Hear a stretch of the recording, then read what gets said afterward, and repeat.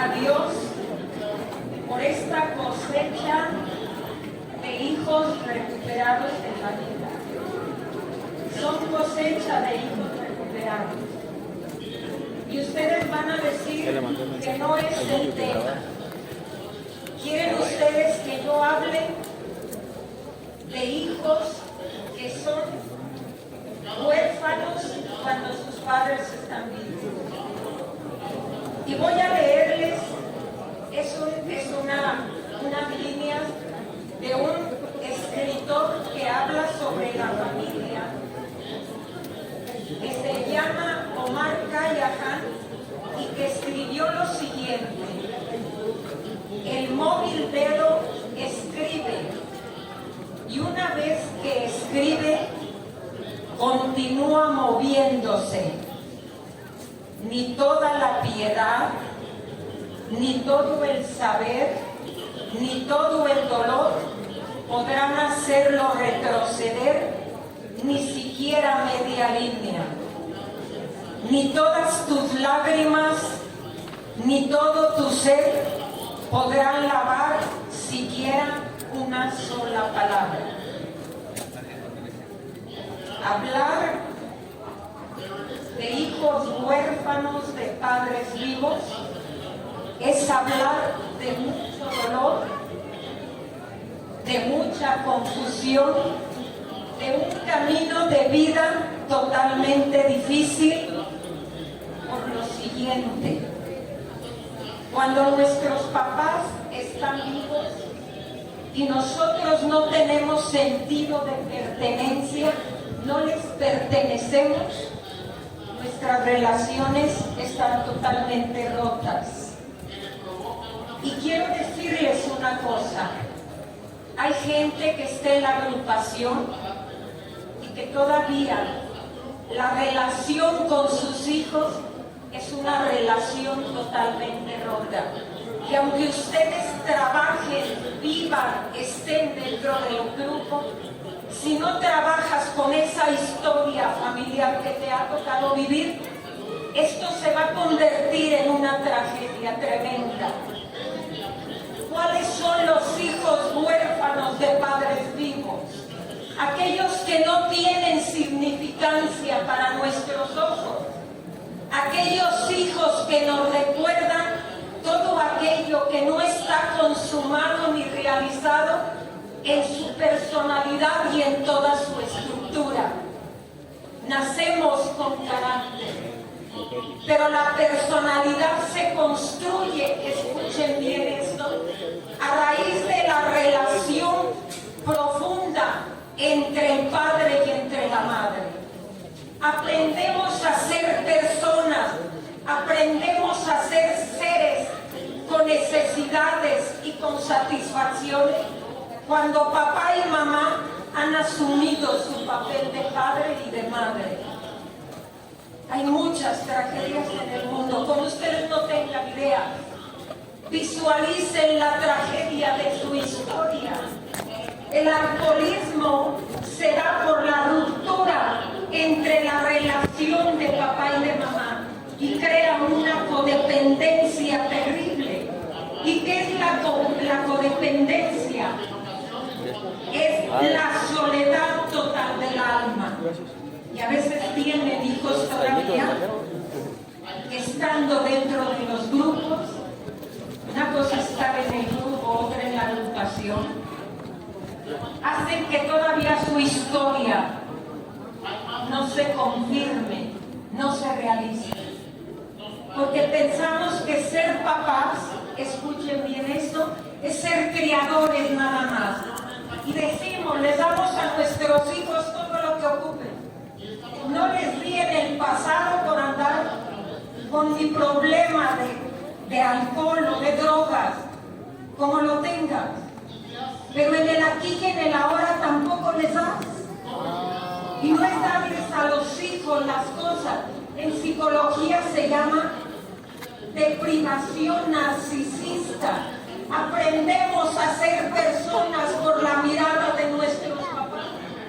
Aprendemos a ser seres completos, fíjense bien, por la mirada de aprobación de nuestros papás.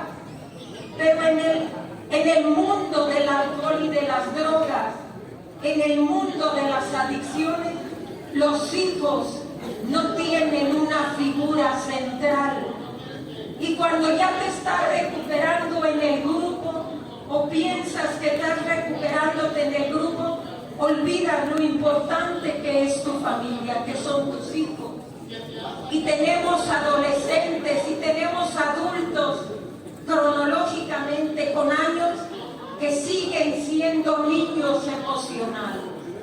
Y no porque sea un fracaso la paternidad, es un fracaso todo aquello que nosotros no sabemos dar, todo aquello que nosotros no les podemos otorgar a nuestros hijos.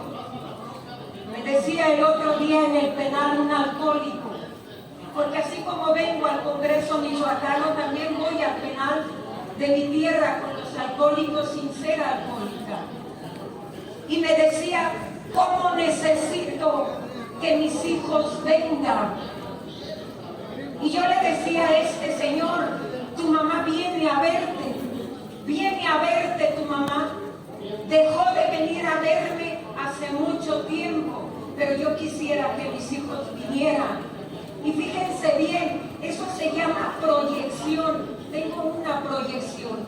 Necesito verme en mis hijos para empezar a reconstruirme como un ser que tiene valía y que tiene necesidades que resolver. Muchos alcohólicos todavía, muchos de ustedes, todavía son hijos huérfanos de padres vivos.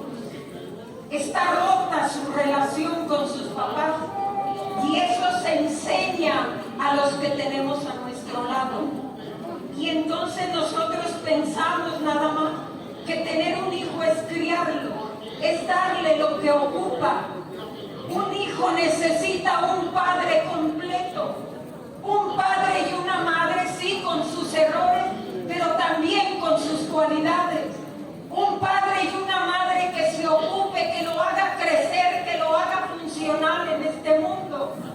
Estamos llenos de niños grandes, por eso la tasa de divorcios es tan alta, por eso las rupturas en la familia son tan grotescas, por eso hay tanta violencia, por eso hay tanto caos dentro de la estructura de la familia, porque somos hijos adultos con necesidades de niños no resueltas.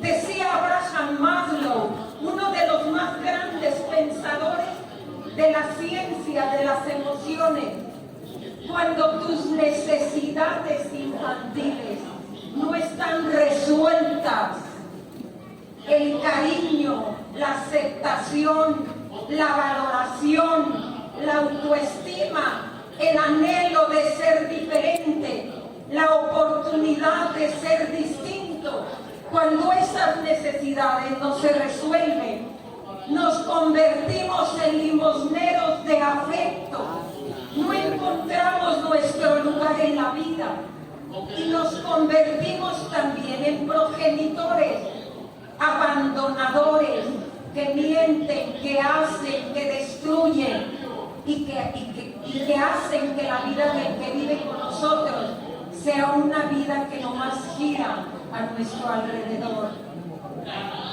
Esto es un problema muy serio ahorita. Ahorita en el almuerzo, las personas que me hicieron el favor de alimentarme, de compartir la mesa conmigo, hablábamos de la violencia tan tremenda que hay. Y no de esa violencia externa. Para que haya violencia externa, necesitamos padres violentos. Y esos padres violentos tienen una necesidad enorme de ser reconocidos. Esa violencia que se ejerce sobre los demás, cuando descalificas a tu mujer, cuando no le das el valor como tu compañera de vida, cuando la anulas, cuando dices, nos tocan 4 mujeres y 7 homosexuales, estás proyectando esa necesidad interna, pero no resuelto en tu historia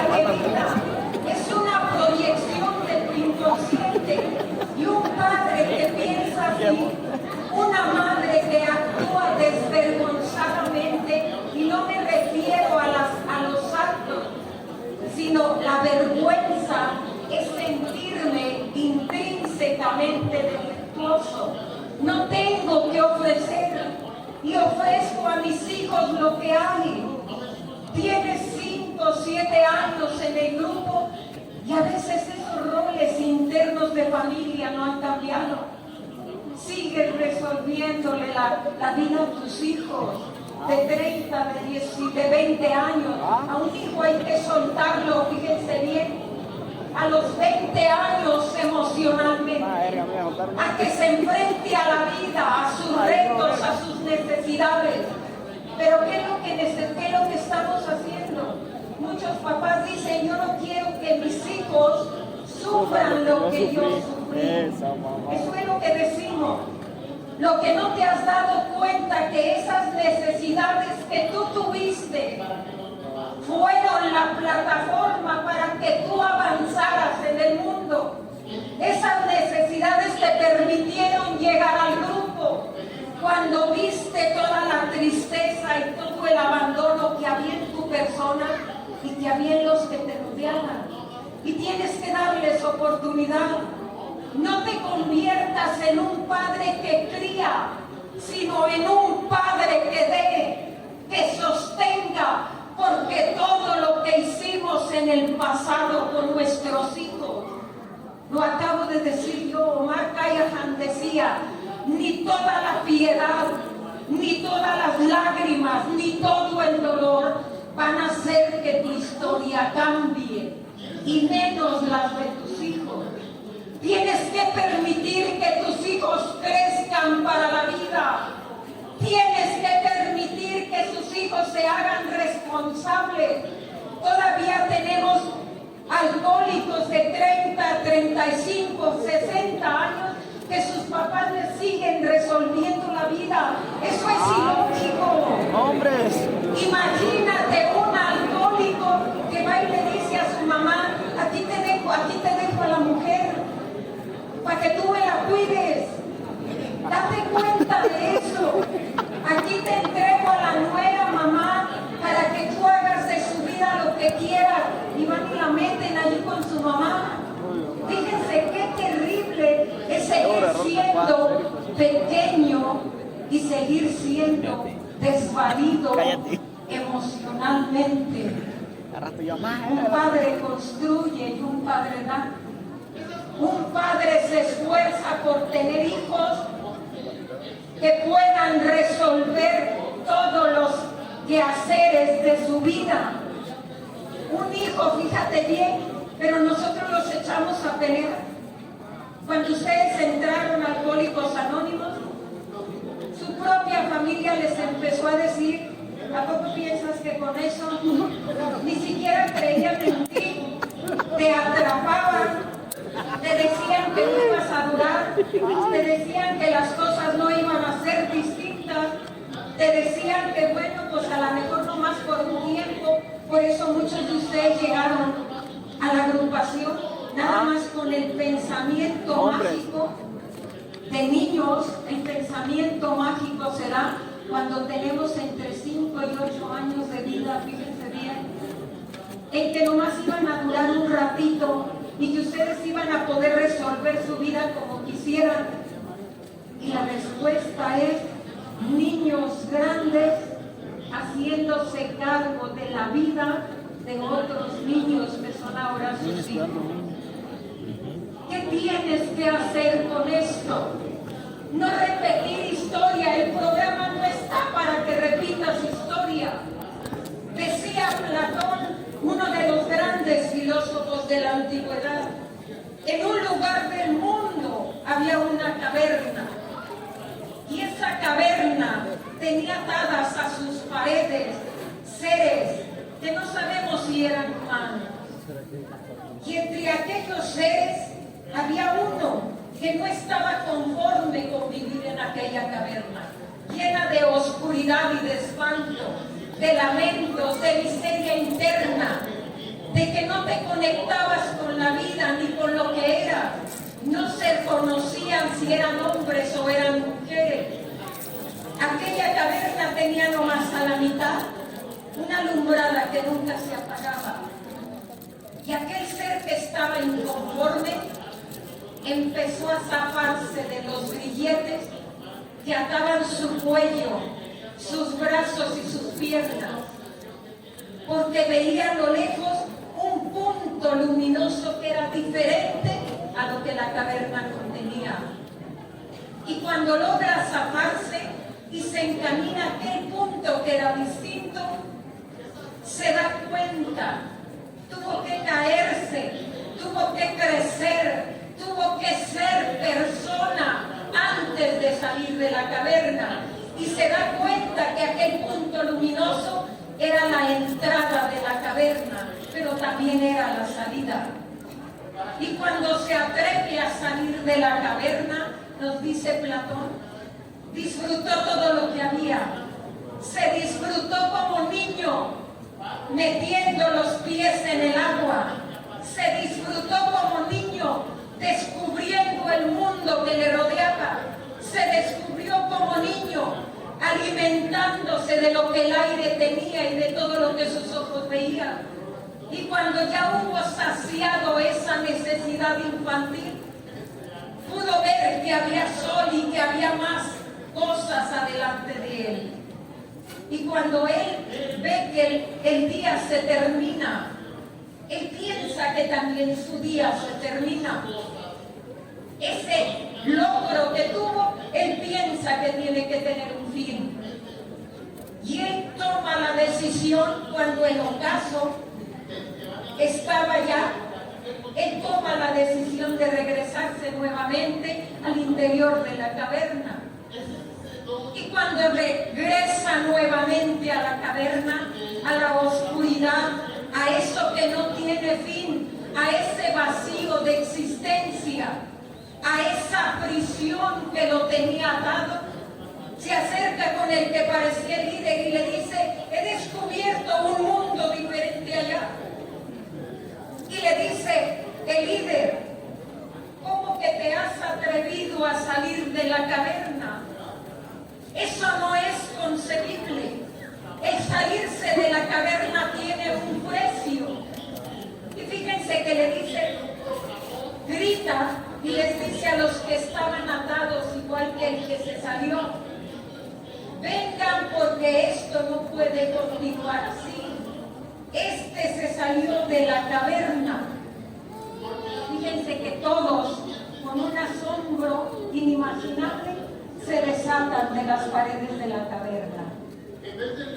Y entonces le dice el otro, pero ¿cómo es posible? Estaban atados como yo y ellos se desatan con una facilidad asombrosa. Y el que se salió de la caverna, el jefe le dice al que se salió de la caverna, hay grilletes en la mente, en las manos, en los pies, que tu conciencia los crea por tu historia de vida. Si tú quieres cambiar esos grilletes, tienes que afrontarlos y tienes que resolverlos. ¿Y cómo los vas a resolver? Y el precio, porque tú te saliste de la caverna, porque tenemos que ser iguales, en familia tenemos que vivir el mismo dolor. ¿Sabes qué? El precio es la muerte. Y todos los que estaban atados se desatan y matan al que se salió de la caverna. Es salirse de la caverna, entiéndalo. No es convertir mi historia de familia en un determinismo. Aquí nací y aquí voy a tener que solventar o tener que sufrir todo lo aprendido y desquitarme con el más vulnerable que es mi hijo. Tienen que aprender a paternarse primero ustedes mismos.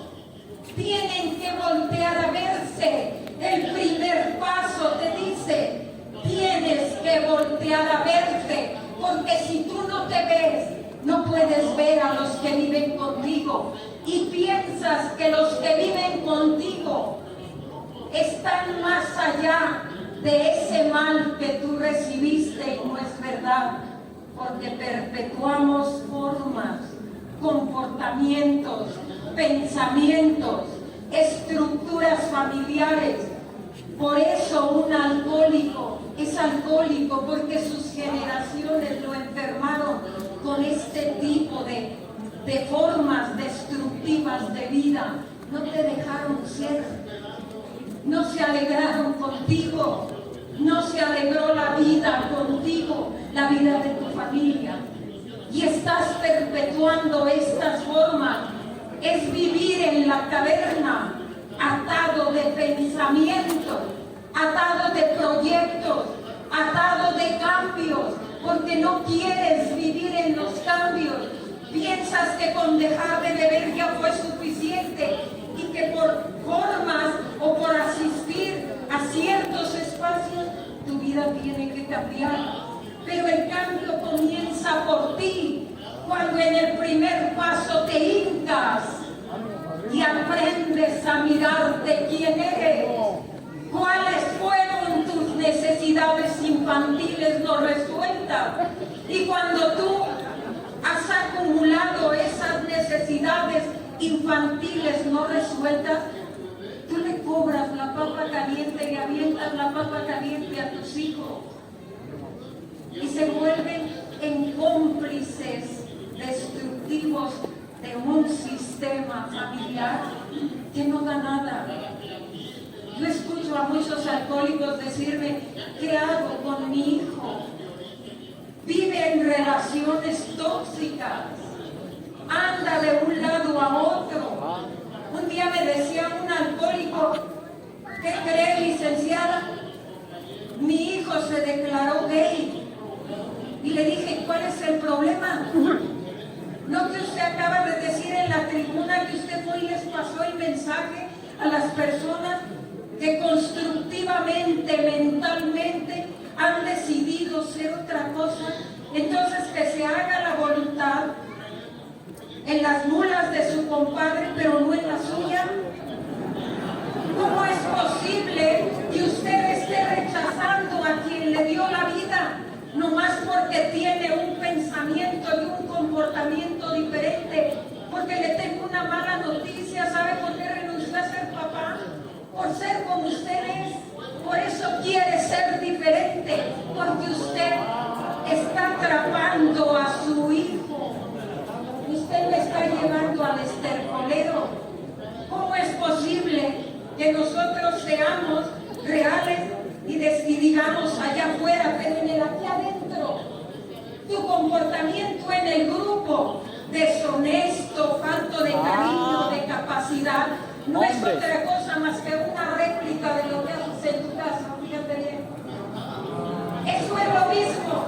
Dime de qué presumes o lo que haces en otro lado y te voy a decir qué es lo que haces en tu casa.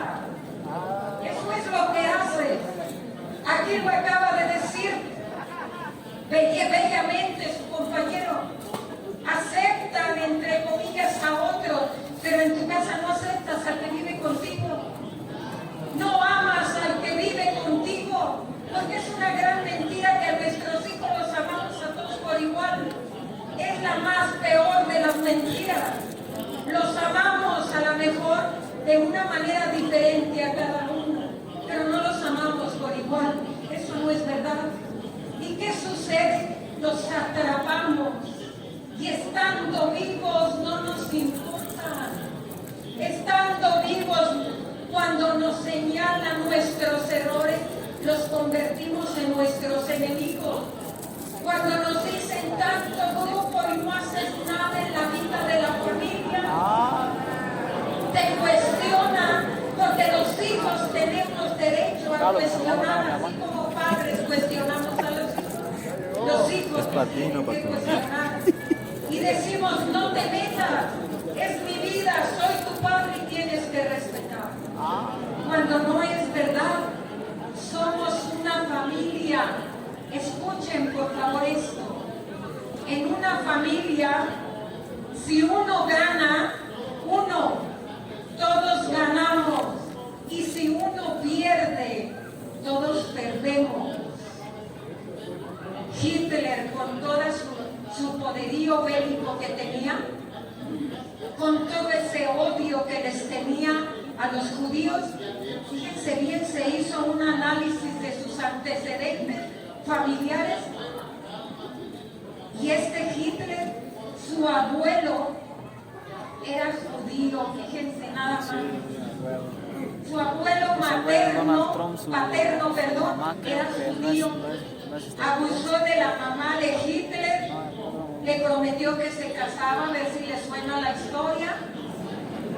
Le prometió que se iba a casar con ella.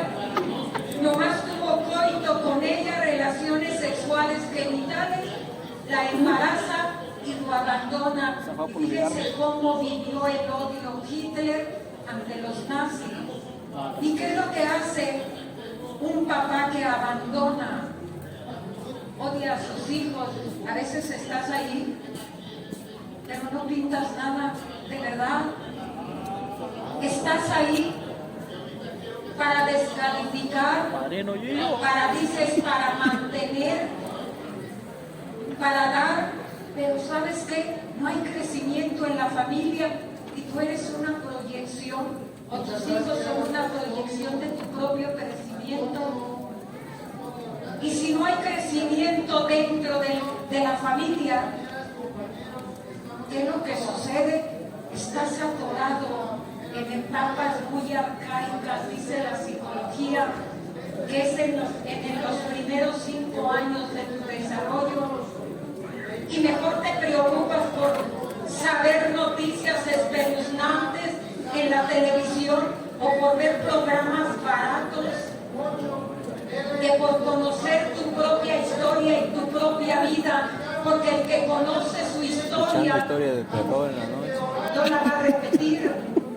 Y vas a ponerle límites a tu historia y vas a crecer como ser humano y vas a acoger a esos hijos, amarlos, y vas a vivir ya no con vergüenza porque fuiste atacado sexualmente cuando fuiste niño. Esa herida, porque tu historia está llena de heridas.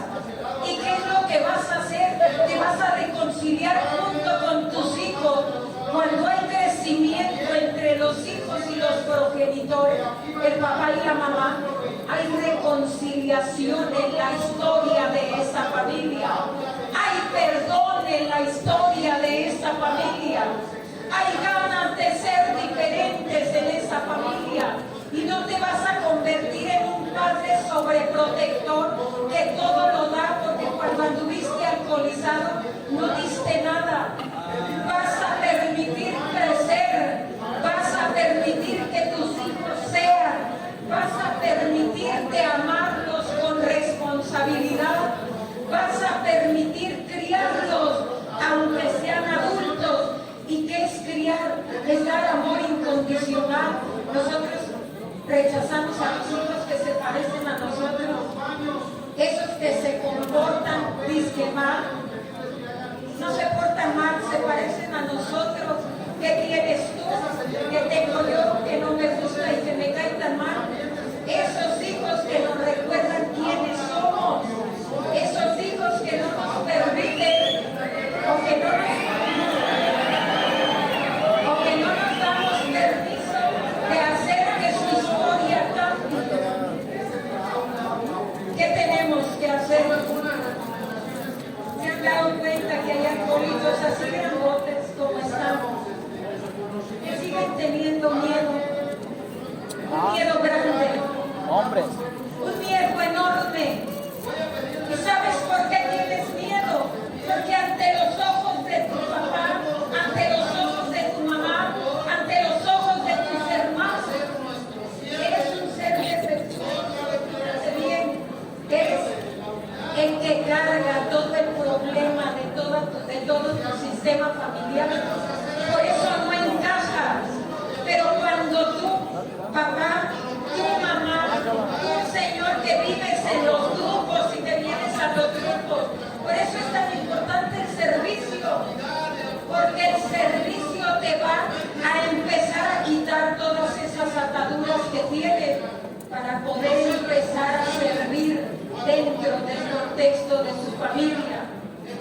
Ustedes son los seres que Dios necesita para que la historia de la familia cambie, pero necesitan amarse.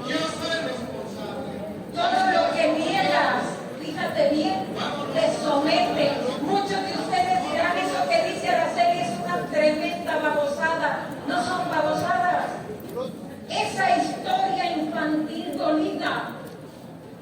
historia donde te acapararon, esa historia que no te permitió crecer, esa historia donde te abandonaron emocionalmente, la estás repitiendo con tus hijos porque fue lo que aprendiste.